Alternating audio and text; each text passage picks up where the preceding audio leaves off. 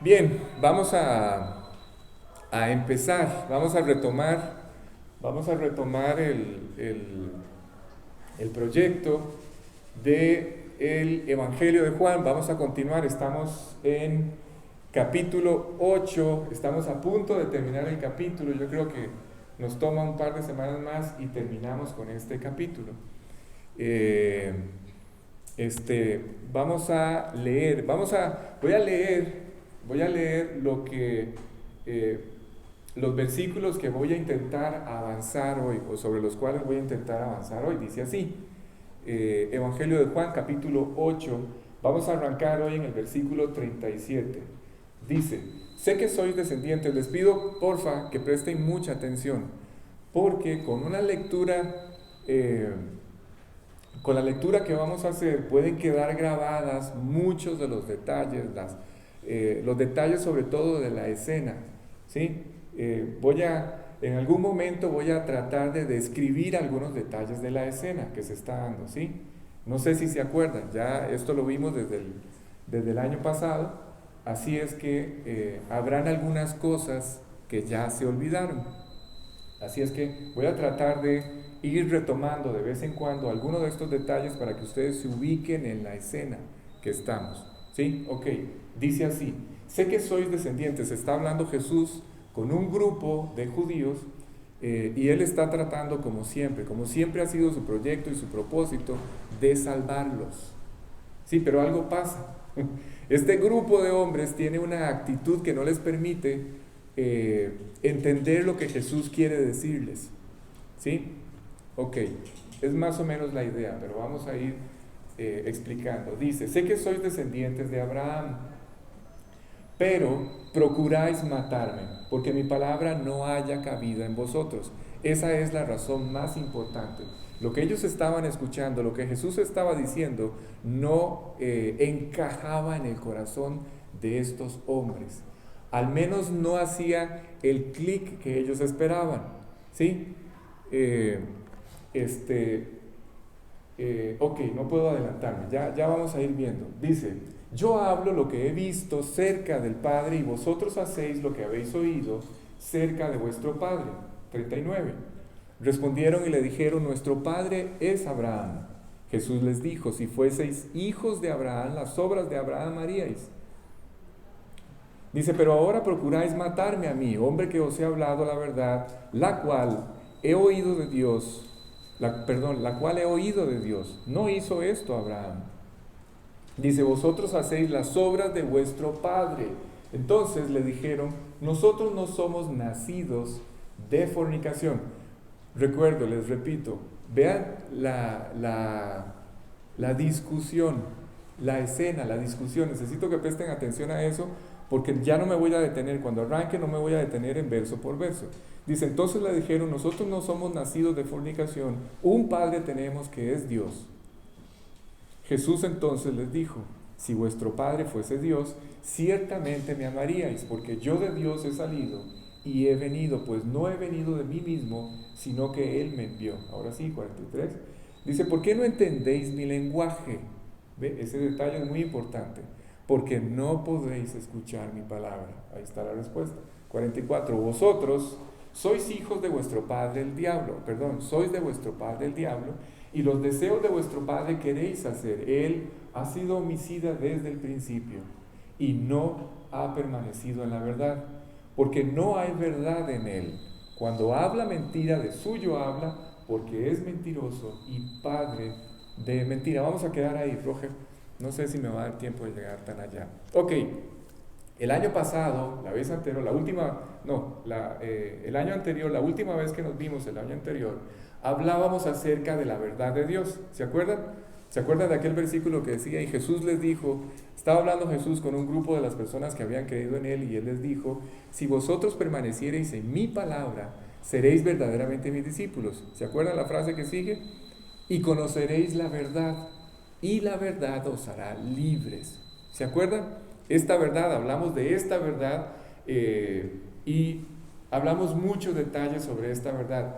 Pero les dije que la verdad que cambia y que transforma una vida no es cualquier verdad, no es el hecho de que yo sea consciente de lo que está ocurriendo en este tiempo. Esto, ser consciente de esta verdad, de las cosas que están ocurriendo en este momento, no me hace libre de nada. Y menos me guía a hacer la voluntad de Dios o a agradarle a Dios o a hacer lo que Dios quiere. ¿Sí está claro? Esta verdad de Dios tiene que ver con nuestras vidas. Es muy importante esto que voy a decir, ¿sí? La verdad que cambia, que transforma el corazón del hombre, es la única verdad que puede hacer esto, es la verdad de Dios.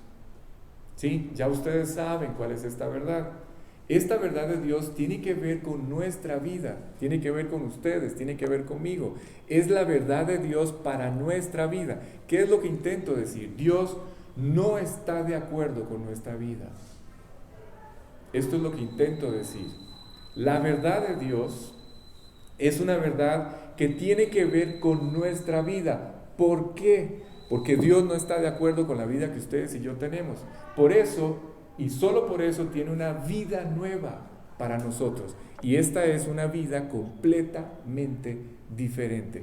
Y cuando ustedes y yo decidimos aceptar que Dios lleve a cabo este milagro, el milagro de nacer de nuevo, entonces esta verdad, la verdad de Dios, se hace nuestra. ¿Cómo hago nuestro? ¿Cómo hacemos nuestra esta verdad de Dios? A través de un simple y sencillo acto de fe.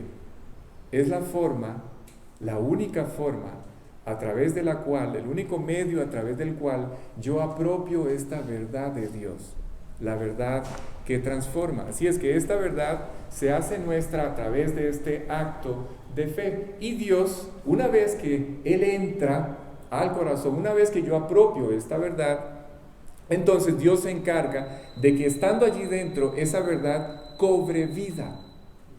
Dios le da vida a esa verdad que acabamos de apropiar por fe en el interior de nuestro corazón. Y empieza este maravilloso proyecto de transformar o de ver cambiar nuestra vida, todo lo que somos. Dios hace este milagro. Y este milagro es lo que la Biblia llama nacer de nuevo. Lástima, necesitaba que todos escucharan esto. Ok. Nacer de nuevo es la única forma a través de la cual Dios cambia todo lo que ustedes y yo somos. Escuchen, porque esto es muy importante. Dios cambia no solo lo que somos, Dios cambia también lo que pensamos. Empezamos a experimentar la realidad de Dios, Kimberly, lo que te decía hace un rato. Cuando esto ocurre, cuando ustedes y yo nacemos de nuevo, empezamos a ver a Dios transformando cada una de las áreas de nuestra vida. La realidad de Dios empieza a pasar sobre todas las áreas de nuestra vida. En primer lugar, o lo primero que ocurre, tiene que ver en nuestra relación con Él. Escuchen, porque esto es vital. ¿Sí? Esto que voy a intentar explicar es muy importante. Cuando ustedes y yo nacemos de nuevo y la realidad de Dios empieza a manifestarse en nuestra vida, hay algo que empieza a cambiar. La primera cosa que cambia es nuestro afecto por Dios. Nuestra relación con Dios empieza a cambiar. Antes de ese instante, nunca tuvimos una relación con Dios, ¿sí? Pero cuando nacemos de nuevo, nuestra relación con Dios, eso que se acaba de establecer, empieza a cambiar. Lo segundo que ocurre es que en el área más importante de nuestra vida, después de Dios, empieza a cambiar. ¿Cuál es después de Dios el área más importante en nuestras vidas? Escuchen, la relación que ustedes tienen con ustedes mismos. ¿Sí? Primero empieza a cambiar mi amor por Dios. Luego empieza a cambiar el amor propio, el amor que ustedes y yo tenemos por nosotros mismos. ¿Qué es lo que intento decir con esto? Escuchen, una mala relación con ustedes mismos, sin duda alguna, determinará una peor relación con los demás. ¿Sí está claro eso? Tienen que tenerlo muy claro. Repito, una mala relación con nosotros mismos augura una peor relación con los demás. ¿Sí? Esto es una ley de la Biblia. No se puede cambiar. Si ustedes no aprecian sus vidas, no apreciarán la vida de las personas que tienen enfrente. Cuando ustedes no arreglan su relación con ustedes mismos, su relación con los demás irá de peor en peor. ¿Por qué hablo? A ver, ¿de dónde nace o de dónde surge una mala relación con nosotros mismos o con nuestra propia vida? Es muy sencillo. Y esto es muy importante que todos lo entiendan. Cuando ustedes se van portando mal, cuando ustedes y yo, antes de Cristo, íbamos dando pasos en una dirección equivocada y cada vez nos portábamos cada vez peor y cada vez peor, esto iba de la mano con que ustedes cada vez les era más difícil llevarse bien con ustedes mismos. ¿Sí? Al ir dando pasos en una dirección equivocada en sus vidas, esto automáticamente era o resultaba en una cada vez en una cada vez peor relación con ustedes mismos. Ya vamos a entender esto, o con nuestra propia vida. Y es que nuestra vida, de alguna manera, sus conciencias siempre los están evidenciando. ¿Sí? A ver si me van siguiendo. Entré en este camino donde les estoy diciendo que antes de Cristo ustedes y yo íbamos de mal en peor. ¿Sí? El hombre no para de hacer lo malo. El hombre cree que puede sostener o controlar el mal o la maldad en su vida, pero siempre va dando pasos en esa dirección. Siempre. Y hay una evidencia, hay algo que salta cada vez que nosotros damos un paso en esa dirección. Se llama conciencia. Nuestra conciencia evidencia de una o de muchas maneras los errores que ustedes van cometiendo, los pasos equivocados que vamos dando, nuestros fracasos, nuestros desaciertos. Y esto impide que ustedes y yo nos podamos llevar bien con nosotros. Ahora posiblemente van a entender, cada vez que yo les he contado que yo me veía al espejo y yo no soportaba verme. ¿Por qué? Porque cuando yo me veía al espejo, mi conciencia me recordaba todos mis fracasos, toda mi maldad, todos mis pecados, todos mis desaciertos, todos mis errores, toda aquella vida equivocada. Y esa era la razón por la que yo no me soportaba a mí mismo. Pero era por eso. Lo más triste, ¿saben qué es? En medio de toda esta situación, lo más triste es que en el fondo de sus corazones, ustedes y yo anhelamos vivir en paz. No solo con Dios, sino con nosotros mismos y también con los demás. Así es que siempre, todos los hombres, nunca pierdan de vista esto, todos los hombres, por más groseros, por más toscos que se vean por fuera, por más incrédulos o ateos, lo que quieran, todos los hombres anhelamos en el fondo, deseamos hasta donde nuestra mente es capaz, ¿sí? Porque cada uno lo maneja como cree, hasta donde nosotros somos capaces de entender, cada persona, cada hombre, cada mujer busca cómo tener paz o estar en paz con su Creador, con Él mismo y con los demás, ¿sí? Este es el famoso tema de los 3 amores de los que habla la Biblia. Así es que cuando Cristo entra al corazón, vuelvo al punto anterior, cuando Jesús entra al corazón, empieza a ocurrir un cambio, surge un cambio en estas 3 áreas: amor propio, amor por Dios y amor por los demás, ¿sí? ¿Y cuál es el cambio que surge? Ok, aquí voy, recuerden, no me he salido del tema, voy detrás de algo. ¿Cuál es el cambio mental o el cambio en el corazón que surge cuando ustedes y yo le entregamos nuestra vida a Cristo? Es un cambio en la moral del hombre, ¿sí? Cuando ustedes y yo nacemos de nuevo, hay un cambio moral que ya voy a explicar. Lo primero que empieza a pasar en el corazón es que Dios cambia nuestra moral, ¿sí?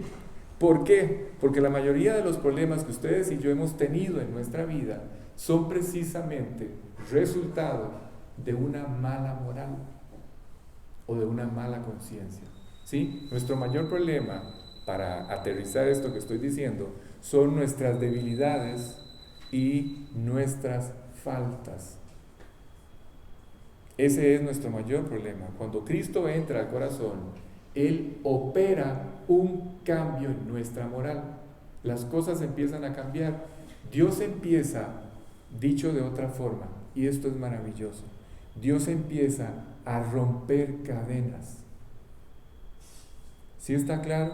Dios empieza a destruir todas estas estructuras que se levantaron en la incredulidad, cuando vivíamos ajenos a Dios.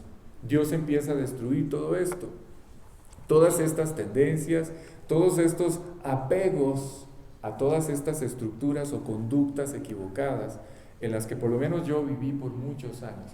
Pero también empieza no solamente a cambiar mi moral, cambia otra cosa que ya la mencioné. Hay un cambio en nuestras relaciones horizontales, en el ámbito social. No sé si lo entienden mejor así. ¿En qué sentido, Alex? En el sentido del amor.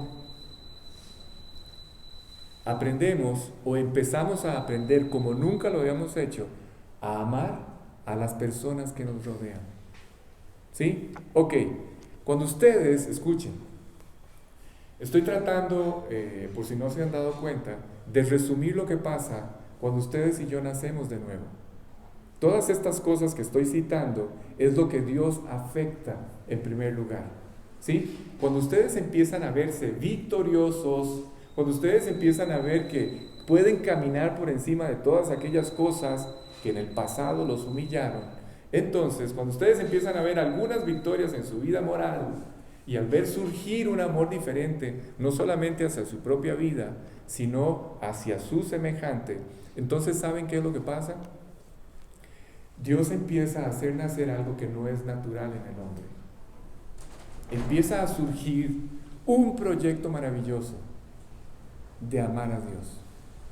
Cuando ustedes ven sus vidas salir adelante y además un amor diferente, un amor que no había antes por las personas que tienen enfrente, ustedes dicen, o sea, este es Dios.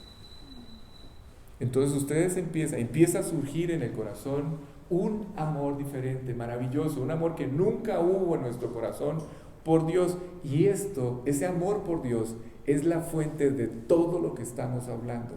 Es lo que sostiene, lo que sustenta todo lo que les estoy compartiendo. Y la única forma en la que esto se produce es cuando Dios está en el corazón. Cuando un hombre invita a Jesús a su corazón, empieza a surgir naturalmente esta fuente de vida eterna. ¿Sí está claro? Así es que, ahora sí, llego a un punto, a una idea que ya va a ser familiar para todos. La verdadera libertad a la que Dios nos ha llamado es a romper con todo lo que está mal. Cuando Jesús entra al corazón, ¿se acuerdan que habíamos hablado? Dice, seréis verdaderamente libres. Yo les dije, ¿libres de qué? De todas estas estructuras equivocadas. Dios empieza a romper con todas estas conductas equivocadas. ¿Y para qué? Para que ustedes y yo podamos hacer una sola cosa, su voluntad. Nada más, eso es todo. Por eso, el versículo 34 decía algo así como, de cierto os digo, que todo aquel que hace pecado, ¿se acuerdan? Esclavo es del pecado. ¿Ven? Eso es lo que intenta romper él cuando entra. Las cosas que están mal nos van esclavizando. Hablaba con uno de ustedes esta semana y me contaba, me expuso todos los problemas que tenía.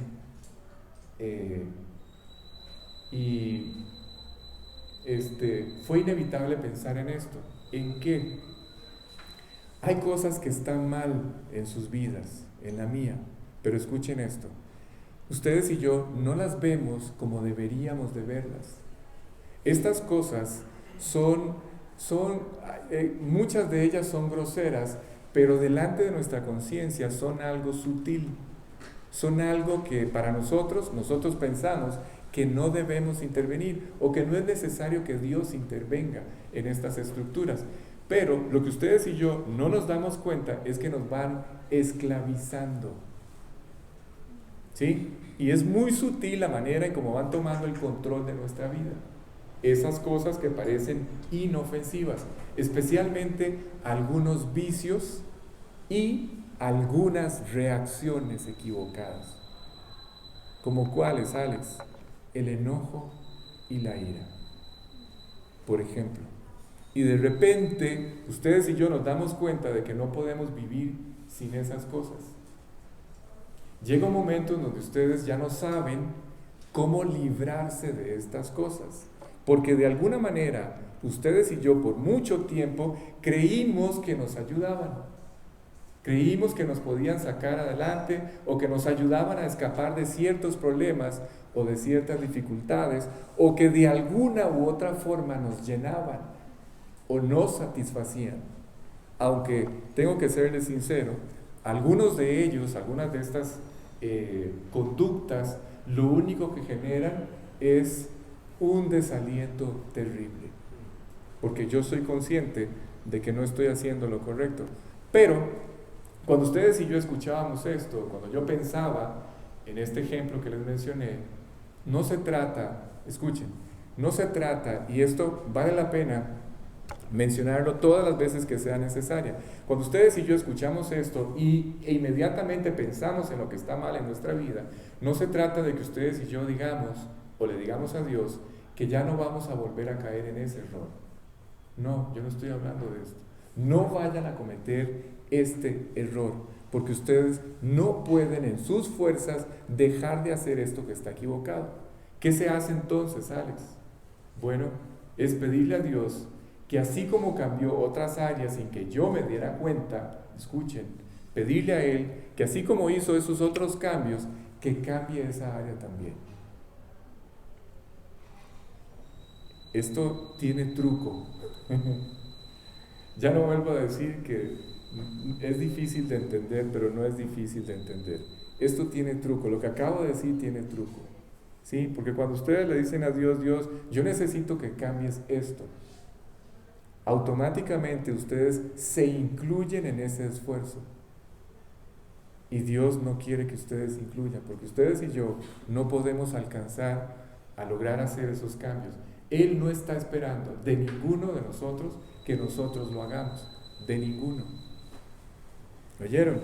Así es que lo único que Él está esperando es que ustedes le digan, Dios, adelante, es lo único que necesita Él. Lo único que Dios necesita confirmar es que ustedes y yo queramos que Dios cambie esa estructura o esa área en mi vida.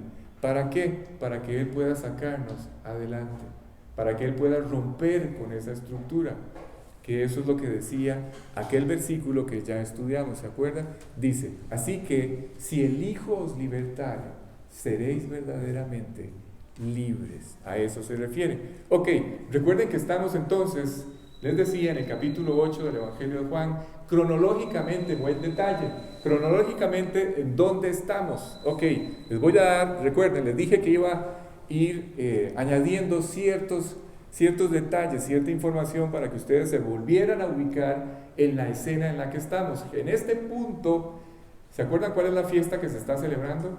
La fiesta de los tabernáculos. Era una fiesta que se celebraba, se ponían 4 grandes antorchas sobre el templo, en algunos puntos del templo, para celebrar esta fiesta. Ya habíamos explicado todo lo que la fiesta representaba para los judíos. Jesús tiene más o menos 33 años, o está a punto de cumplirlos. Estamos a más o menos 7 meses y medio aproximadamente de su muerte. ¿Sí? En nuestro calendario estamos en un septiembre. Recuerden que Jesús muere en un abril, en la Pascua. Así es que estamos a 7, 8 meses de la muerte de Él. Todavía no ha muerto, es lo que intento decir. Es invierno y se está dando esta conversación entre Él y los judíos dentro del templo, ¿sí? Y las personas con las que Él está hablando, Él está tratando de llevarlas a lo que Dios siempre se ha propuesto con todos los hombres. ¿Cómo sabemos? La pregunta es, ok, ustedes y yo sabemos, siempre hemos sabido qué es lo que Dios se propone con todos los hombres, salvarlos. ¿sí? Pero la pregunta es, ¿cómo sé yo que Dios se está acercando a la vida de un hombre? Esa es la pregunta. Ustedes, algunos de ustedes o muchos de ustedes están orando por sus familias para que se conviertan. La pregunta es, Alex, ¿y cómo sé yo cuando Dios ya está a la puerta del corazón de esta persona? ¿Cómo sé yo cuando Dios ya está cerca de la vida de esta persona por la que estamos orando? ¿Saben cómo? ¿Saben cuál es la forma infalible de saber que Dios ya está a la puerta del corazón? Cuando esa persona tiene la oportunidad de escuchar la palabra de Dios. En ese momento, cuando una persona se expone a las palabras de Dios, Dios se está acercando a la puerta del corazón de esa persona. Solo que, adivinen qué. No me respondan qué.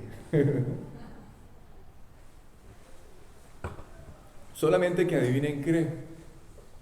Cuando Jesús llega hasta la puerta del corazón de esta persona, Él no puede ir más allá.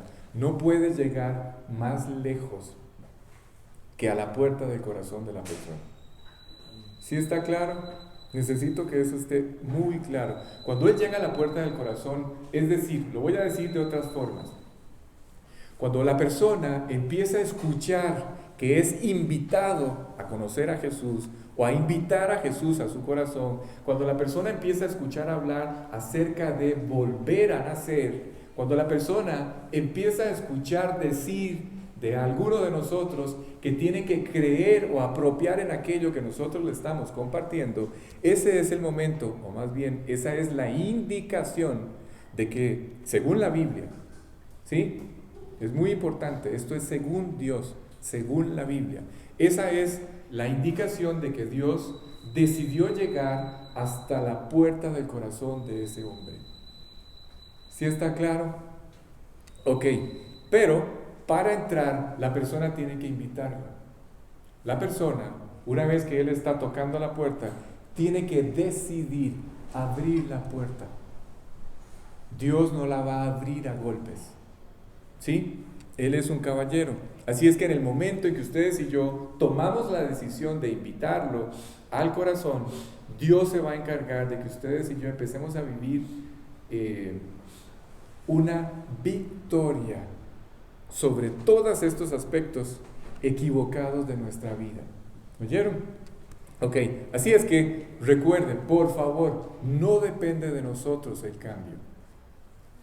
No depende de nosotros la transformación. Todo lo hace Dios. Es decir, cuando Dios se acerca, vuelvo y repito, a la puerta del corazón, es para hacer en cada uno de ustedes lo que ustedes y yo no podemos hacer naturalmente. El trabajo de Dios es un trabajo sobrenatural. De manera natural, ninguno de ustedes ni yo podemos hacer ese trabajo. ¿Sí está claro? El versículo dice, vuelvo y repito, recuerden, voy tratando de rescatar algunas ideas que ya vimos. Las estoy tratando de volver a mencionar para dejarlas atrás ya. ¿Sí? Cuando digo que recuerden, es si el Hijo os libertare, seréis verdaderamente libres. No somos nosotros. El hombre no tiene la capacidad. Así es que si Dios está trabajando en el corazón de un hombre, en la vida de una persona, Él es el que se va a encargar de romper con todas estas cosas que están equivocadas, en cualquier aspecto. Escuchen, en cualquier aspecto donde ustedes estén luchando, en cualquier aspecto donde ustedes tengan una lucha sobre cualquier cosa que no esté bien, cualquier cosa, pídale a Dios, dígale, Dios, yo quiero que tú te encargues de darme una victoria sobre esto. Necesito que me des la victoria sobre eso. Y esta es la forma en la que ustedes y yo hacemos esto. Vean, no sé si me pueden ver. Cogemos la solicitud. ¿Cuál es la solicitud? La de la victoria en esa área en particular. Ese clamor, esa petición llega directo al escritorio del cielo de Dios. ¿Oyeron? Y allí se pone, allí se deposita esa solicitud. Y cuando ustedes se den cuenta, cuando menos lo piensen, la respuesta viene Y la respuesta va a ser la victoria que ustedes y yo necesitamos. ¿Oyeron? Se van a encontrar siendo libres, no solamente de aquello que estaba mal.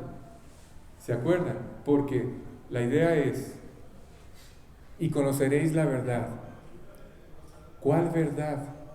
Y seréis verdaderamente libres. La verdad de Dios. ¿Libres de qué? De todo lo equivocado. ¿Libres para qué? Finalmente para hacer lo que a Dios le agrada.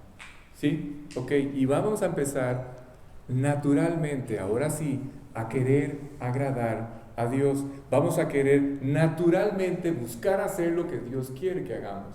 Y naturalmente, Él comenzará a cumplir su voluntad en nosotros. Naturalmente. ¿Oyeron? Jesús está hablando en esta escena y Él está intentando, repito, llevar a todas estas personas con las que Él está hablando a la salvación. Y aquí quiero detenerme y decir algo, recordarles algo. Siempre que ustedes y yo le hablamos de Cristo a alguien, ese es el objetivo. Nunca olviden esto.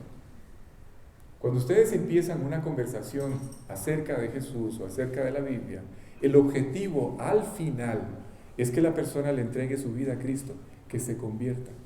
Ese es el objetivo. Claro, no siempre lo logramos, pero ese es el objetivo de Dios. Aún en esta escena, Jesús eso es lo que está buscando, que crean en Él.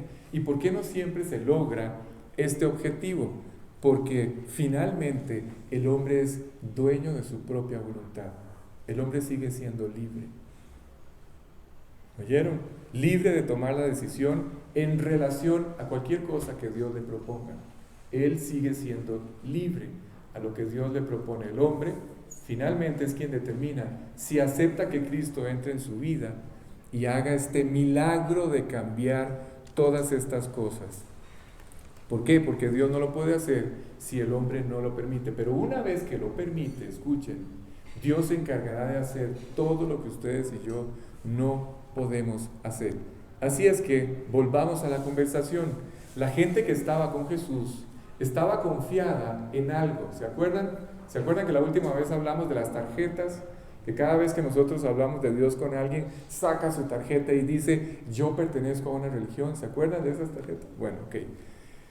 Ellos, este grupo no era diferente al resto de los hombres. Y cuando Jesús empieza a hablar con ellos, Él se da cuenta de que todo ese auditorio está confiado en las cosas que ellos piensan acerca de ellos mismos.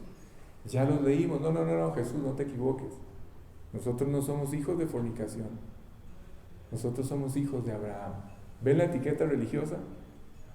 ¿Sí? Ok. Es curioso cómo somos. Dice la Biblia que los hombres por naturaleza, naturalmente nos justificamos a nosotros mismos.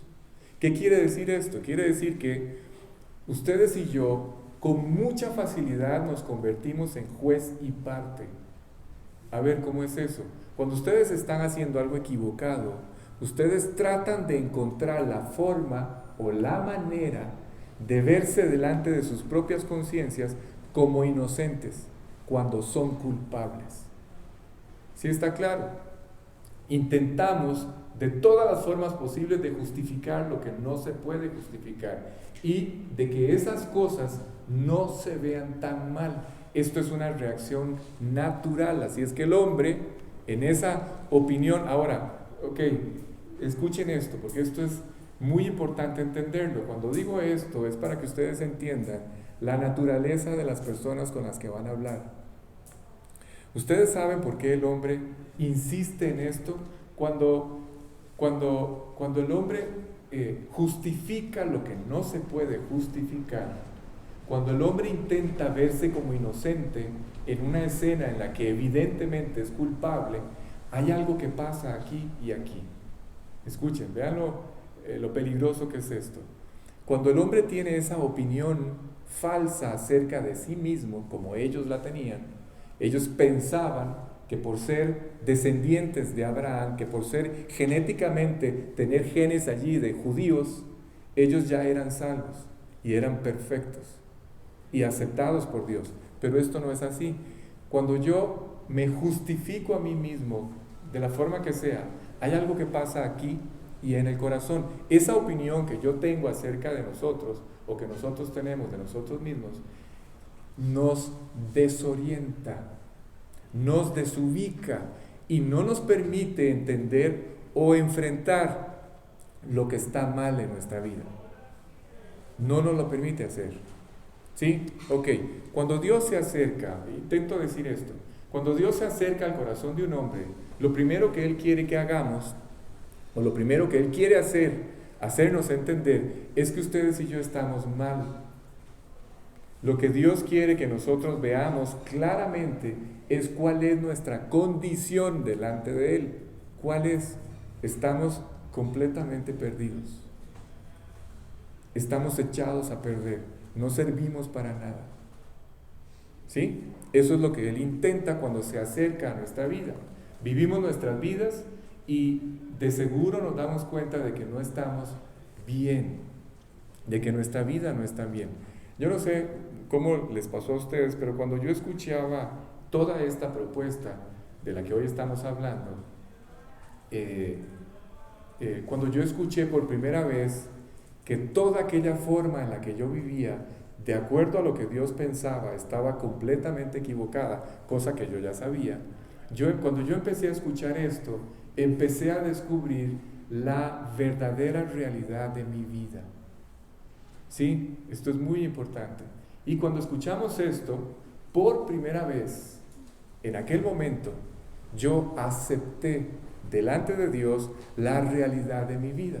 Es decir, que estaba mal, que estaba muy mal.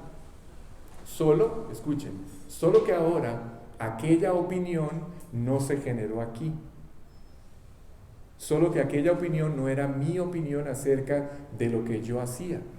¿Se acuerdan? Acabo de decirles que nos justificamos, somos tramposos.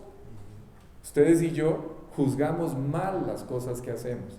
Intentamos vernos siempre como inocentes cuando somos culpables. Cuando yo escucho aquello y escucho expuesto a la Biblia, a la luz de la Biblia, entonces yo supe que estaba mal. Pero ahora no era mi opinión, era la opinión de Dios. Solo que ahora ya yo había aceptado aquella opinión, que aquella opinión venía de parte de Dios. Era Dios enfrentándome, es lo que intento decir, diciéndome cuál era la consecuencia de haber pecado. ¿Cuál es la consecuencia? Cuando el hombre peca, ¿cuál es la consecuencia cuando pecamos? Y todos hemos pecado, nunca olviden eso. Dice la Biblia que la consecuencia es que nos separamos de Dios. ¿Sí? Y es por eso que la humanidad hoy vive independiente a Dios. A ver si me entendieron esto. Ahora sí, ustedes pueden ya fácilmente saber qué es lo que le espera a la humanidad años adelante. Si el hombre, por haber pecado, se separó de Dios y esto lo hizo distanciarse de Dios y el hombre cada vez peca más, lo que nos espera es un mayor distanciamiento entre Dios y el hombre en el futuro. Es decir, un caos. ¿Sí? Por eso, porque el hombre se separó de Dios, es que Dios busca a todos los hombres. ¿Para qué? Para que podamos reconciliarnos con Él. Eso es todo. Y para que Dios pueda restaurar esa relación que se rompió cuando ustedes y yo pecamos. Así es que en este proceso, para explicarles, volvamos a la escena, para que Jesús, para poder explicarles su verdadera condición delante de Dios, lo primero que Jesús está tratando de explicarles es que la opinión que ellos tienen acerca de ellos mismos, la realidad es que no sirve para nada. ¿Sí está claro? Lo que ellos piensan de ellos mismos no sirve para nada delante de Dios. No les va a ayudar delante de nada. No los va a recomendar en nada delante de Dios. ¿Oyeron? Esta opinión es una opinión simplemente, podríamos decir, una idea filosófica. Cuando Jesús les dice que ellos no viven correctamente y que están haciendo las cosas que su Padre los está invitando a hacer, ellos les responden esto, escuchen. Ellos les respondieron: nuestro Padre, Jesús, nuestro Padre es Dios. No sé de qué nos estás hablando. ¿Sí? Vuelvo y repito, que yo sé que se perdieron allí. Cuando Jesús los enfrenta y les dice que ellos no están viviendo de la forma correcta, ellos reaccionan, sacan su tarjeta de religiosos y le dicen a él, Jesús nuestro Padre es Dios. Y Jesús les dijo, si ustedes fueran hijos de Dios, no harían las cosas que ustedes están haciendo. ¿Sí? Los hombres, voy a explicar algo que es muy duro y hay personas que se han ofendido por esto. Los hombres no somos hijos de Dios. ¿Oyeron? Ningún hombre al nacer es un hijo de Dios. Moralmente, Dios no es el Padre de los hombres. Observen, nada más hagan un repaso de sus vidas antes de haber conocido a Cristo.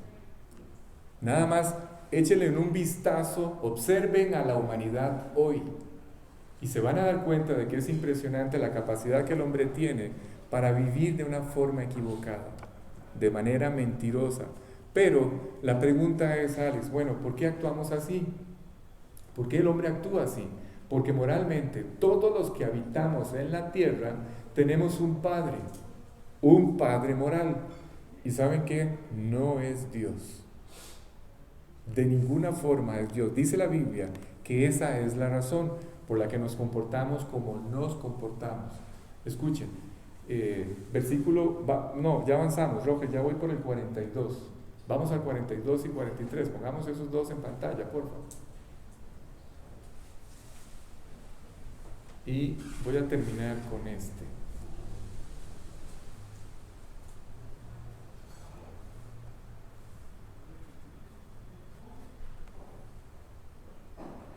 Bueno, ok, no, paremos aquí mejor, para no extenderme más. Es que ya empiezo una parte nueva. Ok, vamos a parar aquí. Lástima, porque ya había hecho una. Paremos aquí mejor y arrancamos, recuérdenme, arrancar la próxima semana en este punto, donde Jesús les empieza a hablar de que en realidad el padre moral que ellos tienen es el diablo. Y vamos a irnos hasta el Edén. La otra semana les voy a contar toda la historia de Adán y Eva. Van a ver la historia, van a descubrir detalles que posiblemente no les he comentado aquí, para ver de dónde sale dónde nace. Ok, en este pasaje, nada más lo voy a leer para terminar. Dice, Jesús entonces les dijo, si vuestro Padre fuese Dios, ciertamente me amaríais. Ok, dice, porque yo de Dios he salido y he venido, pues no he venido de mí mismo, sino que Él me envió. ¿Por qué no entendéis mi lenguaje? Porque no podéis escuchar mi palabra. Vamos al que sigue, al 44. Dice, vosotros sois de vuestro padre el diablo y los deseos de vuestro padre queréis hacer. Él ha sido homicida desde el principio. Vamos a hablar de dónde nace esta característica del diablo. Vamos a irnos hasta el jardín del Edén y dónde nació o dónde empezó a transmitir su carácter sobre los hombres o al corazón de los hombres, el diablo, sobre todo esta característica de él como homicida. Ahí es donde vamos a arrancar la próxima semana. ¿Y por qué les está diciendo eso? Porque si ustedes recuerdan la escena, el final de esta conversación termina con este grupo de personas juntando piedras para matarlo. ¿Se acuerdan? Ok, eso confirma esta característica en el corazón de ellos que es parte de la moral del diablo. ¿Cuál? El homicidio, la mentira. ¿Sí? Es lo que vamos a empezar viendo la próxima semana. Ok, vamos a orar para terminar. Vamos a dar gracias. Padre, muchas gracias. Gracias por este tiempo. Gracias por habernos acompañado hoy. Gracias por hablar a nuestro corazón. Gracias por traer tanta luz sobre todos estos detalles maravillosos. Hay detalles tan simples, pero que por lo simples que son, siempre los hemos menospreciado, los hemos pasado por alto. Nunca nos hemos detenido como deberíamos detenernos a meditar en cada una de estas cosas, porque detrás de cada uno de estos pequeños detalles sigue estando presente esta maravillosa manifestación de tu amor por nosotros. Gracias, gracias por habernos salvado, gracias por haberle dado un sentido que nuestra vida no tenía, un propósito que nuestra vida no tenía. Gracias por lo que has hecho en nosotros, por toda esta obra maravillosa que has venido haciendo. Gracias porque a pesar de nosotros, tú te has dado a la tarea de destruir todas aquellas fortalezas que se levantaron en nuestra vida. Te has dado a la tarea de romper todas aquellas estructuras que se levantaron cuando vivíamos en incredulidad, cuando caminábamos lejos de ti. Gracias por eso, gracias por una nueva oportunidad. Gracias por esta noche. Llévanos con bien de regreso a casa y te ruego por favor que prepares nuestro corazón para la próxima semana. Por favor, te pedimos estas cosas y te hemos dado las gracias en el nombre de Jesús. Amén.